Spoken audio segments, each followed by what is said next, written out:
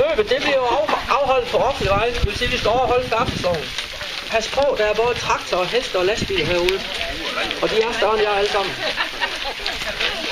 Jeg håber, vi får et rigtig godt løb. Og du er klar. Lad os trække ned til startfeltet hernede. Rigtig god tur. Og når jeg råber gå, så er det start. Familie god tur.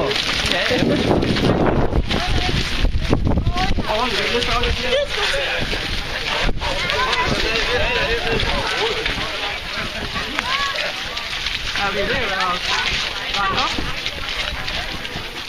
Så tæller vi ned på 5.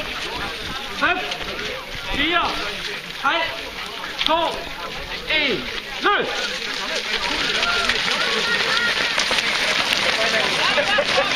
Hvad så, Mark? Hold lige på fylder. Familie går tur. Den har lyst til at deltage i den. Den er op til Udrup.